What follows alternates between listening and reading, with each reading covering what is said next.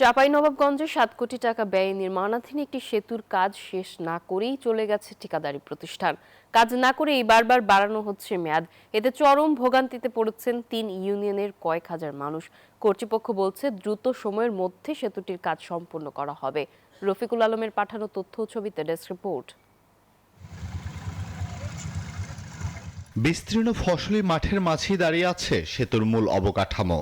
সেতুটি সম্পূর্ণ না হওয়ায় এর নিচ দিয়েই চলাচল করছে মানুষ সহ বিভিন্ন যানবাহন।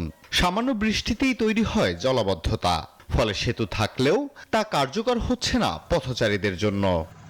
Bashundhara public school and college 2026 শিক্ষাবর্ষে ভর্তি চলছে।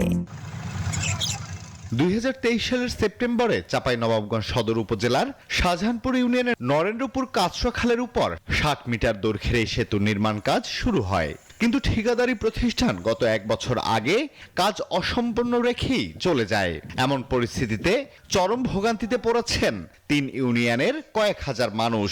রাস্তাতে মানুষ হাঁটে আসছে, 1 কিলো রাস্তা লয় 6 কিলো রাস্তা আমরাকে ঘুরে আসতে হয়েছে। আমাদের কঠিন অসুবিধা।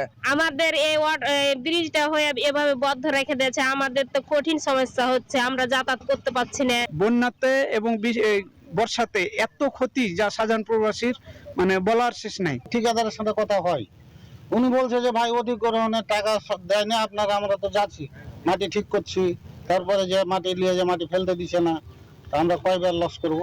এ ব্যাপারে ক্যামেরার সামনে কথা বলতে রাজি হননি ঠিকাদারি প্রতিষ্ঠানের সংশ্লিষ্টরা। তবে তারা দাবি করছেন জমি অধিগ্রহণের টাকা না পেয়ে স্থানীয়দের বাধার মুখে কাজ বন্ধ রাখা হয়েছে। দ্রুত সময়ের মধ্যে সেতুর কাজ সম্পূর্ণ করা হবে বলছে এলজিইডি। বর্তমানে সেই আমরা জটিলতা কাটিয়ে উঠেছি এবং জেলা প্রশাসক মহোদয়ের মাধ্যমে আমরা সেটা অলরেডি জমি অধিগ্রহণ প্রক্রিয়া সম্পন্ন হওয়ার পথে। আমরা শীঘ্রই সেটা কাজ শুরু করব এবং আমরা আশা করি এই মাসের মধ্যে কাজ শুরু হবে এবং আমরা আগামী 2 থেকে 3 মাসের মধ্যে কাজ সম্পন্ন করে ফেলব। 6,99,52,343 টাকা ব্যয়ে এই সেতুর কাজ শেষ করার মূল মেয়াদ ছিল চলতি বছরের 6 মার্চ।